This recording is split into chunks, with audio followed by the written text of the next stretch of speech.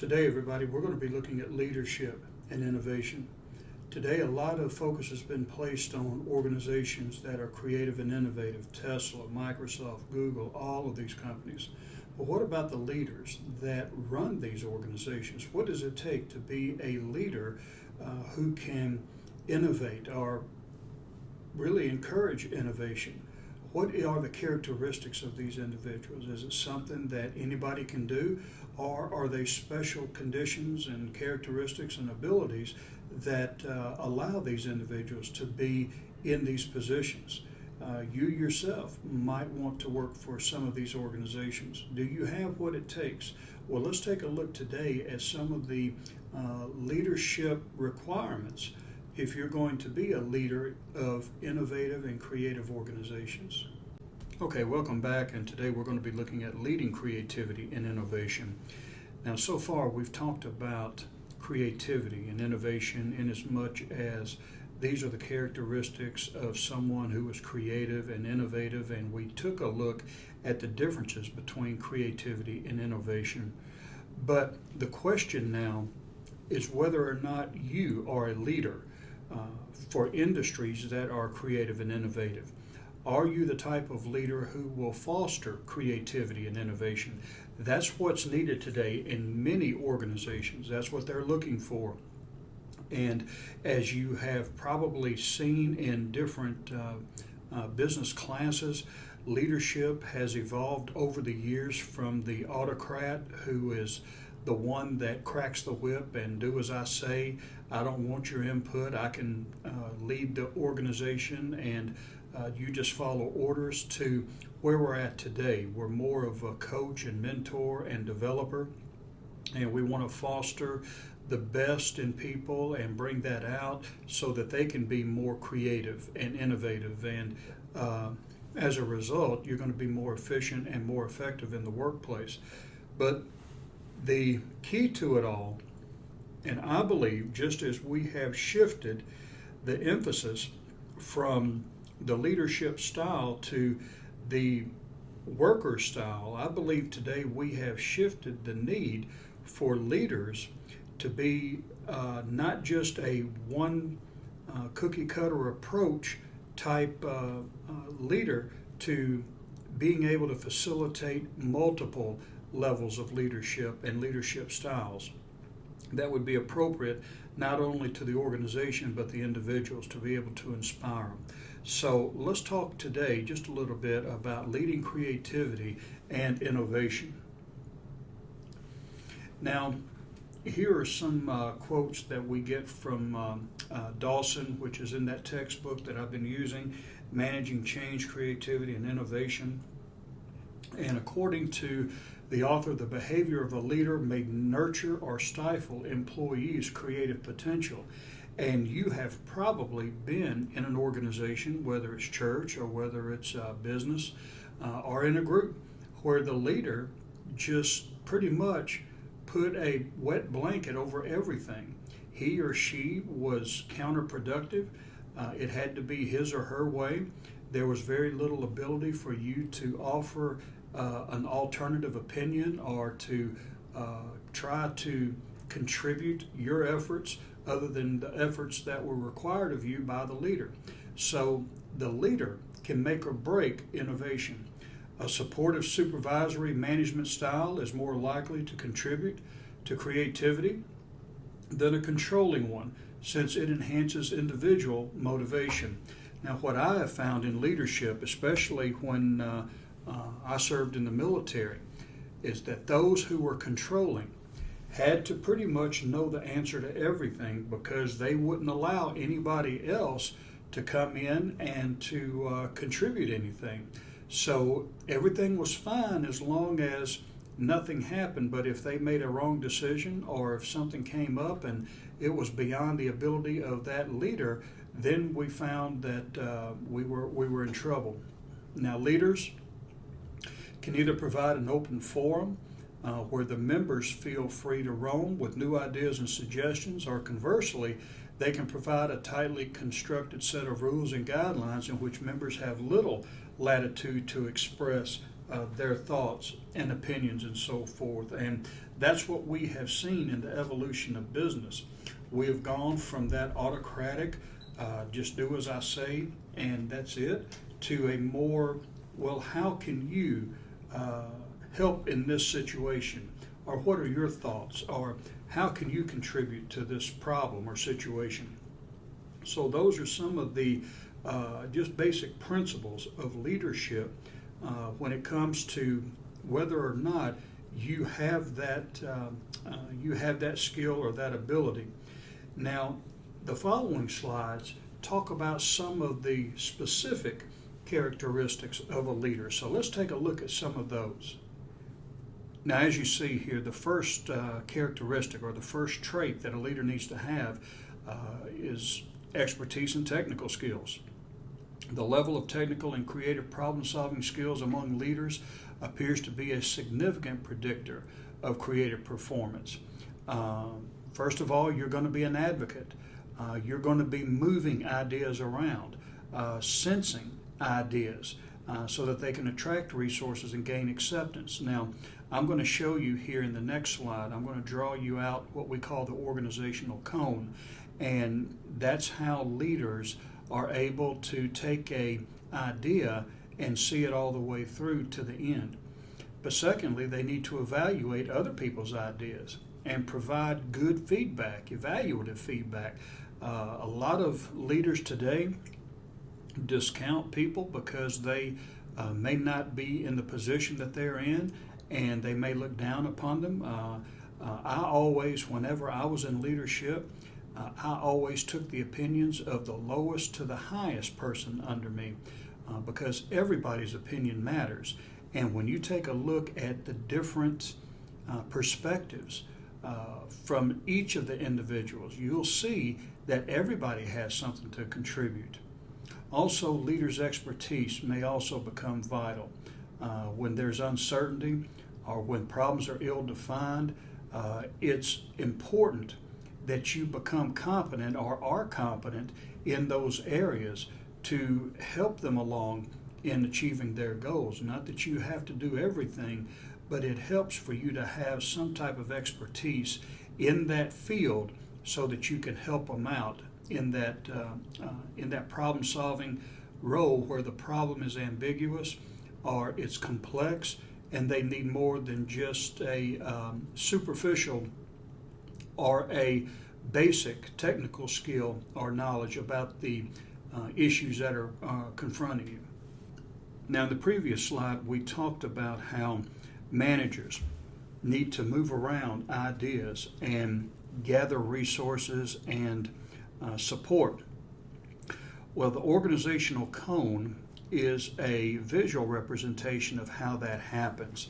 Now, this is how it works, and forgive my artwork because I'm not an artist, but let's say you have an idea, and that idea, let's say, will be represented by this light bulb. I know it doesn't look like a light bulb, but that light bulb is there, and it goes off. So you have an idea about something. Well, as long as it stays in your head, that's all it is. It's an idea. So what you need to do is communicate that idea. So two things have to occur at this point. You need to be able to develop alignment and attainment. And let me just go ahead and draw this cone out. Now, alignment occurs when you go to that first person and you tell them your idea. You want to strategically select those at this early stage who you believe will be on board with this idea. It may be deacons in your church, or it may be someone who is influential in your department or whatever. So you start here with alignment and you get one or several people in line with that. So once you have some people on board, then you need to start looking for resources to support that idea. This could be in the form of money. It could be in the form of property or technology or whatever. That's attainment.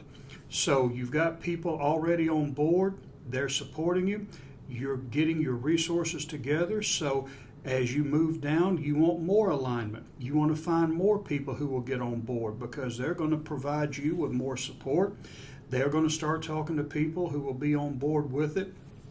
And if you have chosen correctly those who are at the beginning, who are influential, who can get things done, and they're on board with it, that's a lot of the battle right there. But as you get more alignment, then you want to go down here and you want to get more resources, which is attainment. And as you build support, you're also building the base for the resources that you're going to need. And with both of these working together, what that does is create a mass of energy. And as I said, I'm not the best artist in the world, but what happens as you are going up and down, up and down, up and down, it creates energy that will propel your idea into a realized action, or the realized end, or the goal, or whatever. But it takes those two working together, alignment and attainment. Whenever I mention a change in the church, I don't just get up there and tell people we're going to change. If it's a major change, then I make sure that I talk to the most influential people in the church first, and I get them on board. It may take one meeting, it may take several meetings, but I'm going to get their support, and once I have their support, then I've got most of the battle won. They're going to be my biggest proponents, my biggest advocates, and they're going to go talk to other church members. So by the time I present the change, I have a large portion of people already for it. And using that, I have never had any of my initiatives shot down. Once you have alignment, which is going to be one of the biggest challenges, but once you have that accomplished, you're going to be fine more often than not. And then if that change is going to require some type of additional support outside just moral support or acceptance, then you can get that lined up as you get more people on board. And again, that energy will propel you to the end. A lot of times ideas never make it to the end, and the reason being is that they either fail in following through with alignment, or they fail to get the resources that they need to make sure that the idea will have the proper infrastructure and foundation. Now, another thing that a leader has to do is to be able to create and articulate a vision. And we've talked about this in the past, but we see here good leaders are characterized by their ability to inspire others to buy in to their vision. So here you have to have communication flowing. Are you a communicator? Are you the type of person who can reach the individual as well as the group? Oftentimes, as you see here, many people want to see that you walk the talk. Don't promise them things and don't say things that you have not demonstrated already, especially when it comes to your vision and so forth, and the things that are important for you and the group as well. So if they see the big picture, if they see what is coming along, then chances are you're going to have a better opportunity to get that alignment than you would by just saying, hey, we need to do something. People would like to know the end result of what's going to happen. There's been times in business where we have had to take new directions. And some of the places where I've worked, we talk about what the end result is going to be. The change could be kind of disturbing or uncomfortable because it's going to require us to get out of our comfort zone. But really, that's what change requires. Change requires us getting out and leaving the status quo and doing something different. But if you can articulate, if you can communicate how the end result is going to turn out, and that things are going to be so much better, and this is how they're going to be better, you'll likely get more buy-in that way than just to remain aloof and have the people question, well, what's going on now? Are we going to be able to do what's needed, and what's going to be the result if we change? So articulating, creating a vision goes a long way. Setting the direction. Now here's where you are there to really just focus on getting them where they need to be. Leaders concerned with environmental scanning who prefer to voice their opinions on what projects should be further exploited tend to have a positive effect on creative performance. If you're giving direction, if you're telling them this is the area or these are the things that we need to be involved in, then that's going to go a long way as well. During the initial stage of idea generation, leaders need to help teams to correctly define what's going on, what's going to be the task, and then initiate the generation of alternative ideas. And this is the decision-making process, and I believe we talked about that before. And once those ideas are generated, you go and you choose the best one, and the one that's going to have the biggest payoff for the least amount of risk. So setting the direction, and that's part of your job, is to direct. So that goes along with it. Now when it comes to the powers of persuasion, every leader, I believe, who's going to be effective has to be able to persuade, and that means getting people to change their mind. And that's easier said than done, but it's necessary nonetheless. The persuasive skills, as you read here, of a leader are often vital to mobilizing creative efforts, especially when one considers that creative people are not easily persuaded and tend to act autonomously during much of their working lives. And that's what you're dealing with. You're dealing with people who are usually independent. They are people who work on their own terms. They do things outside the box, and that's just their nature. Now, it doesn't make sense to curtail that. One of the things that used to aggravate me with the military in recruiting is that we hired people to be creative and innovative and think out of the box and be able to work independently and so forth. But yet the way that they were managed was highly structured. It was autocratic a lot of times. They had to go by rules and regulations that really were not pertinent to their job, but it affected their job. And my argument was we hire them based on their ability to work independently, but yet they are people who are free spirits. So our management style is counterproductive to the style of the salesman or the recruiter. And as such, you have to persuade these individuals. They're not just going to fall under the thumb of a manager or a leader unless they have to. And if you do put them in that situation, they're not going to be as productive as they would had you just gone ahead and let them do what they are experts in doing. Communication and information exchange also is critical. We've talked about communication and how important that is in organizations today, and that hasn't changed.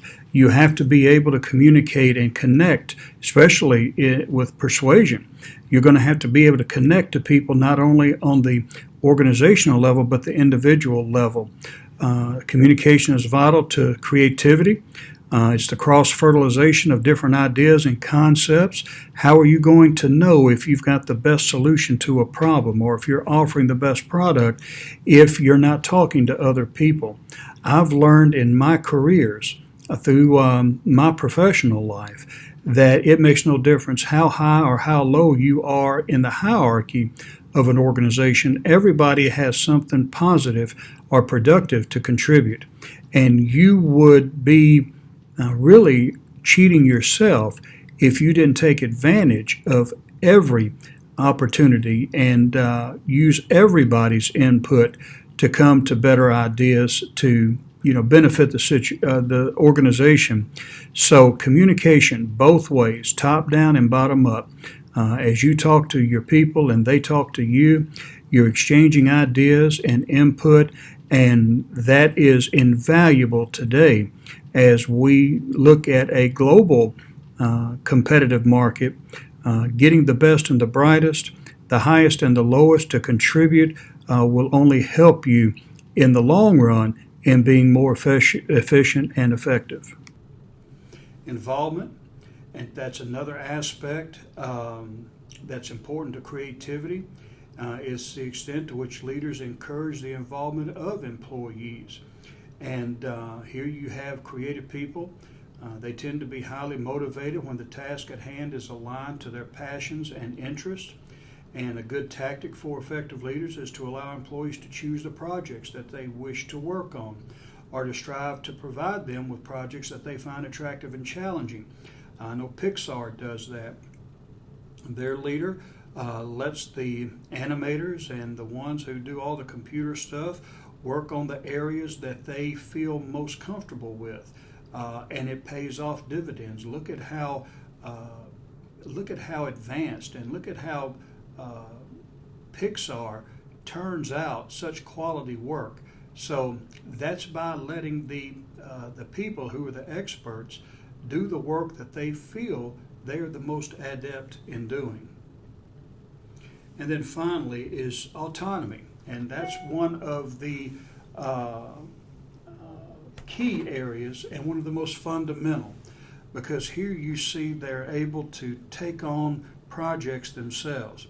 Now, as we mentioned Pixar, they encourage their team members. The guy behind Incredibles and Ratatouille, as you see here, the director, he wants them to put together their creativity, and like an orchestra, he wants them to work together. He's not an autocrat, he's an idealist who is engaged in whatever those people do, but he allows them the ability to do what they want to do and trust them enough to do it without having to stand over them. So those who are strict, those who are micromanagers, those who are autocrats, really stifle creativity. And that's one thing I learned early in my leadership careers, is that the more you do, the more you're going to be consumed, and the less you're going to allow someone else to rise up and show off their abilities and creativity. So these are some of the characteristics that the leaders of innovative and creative organizations are going to require. And you might want to consider those areas. In fact, I may ask you during the forum time today, what areas do you feel like you're strong in, and what areas do you think you need to work on? And if you have areas that you feel need to be improved upon, what strategies are you going to use to do that? Today we got to examine the leader of an innovative and creative organization.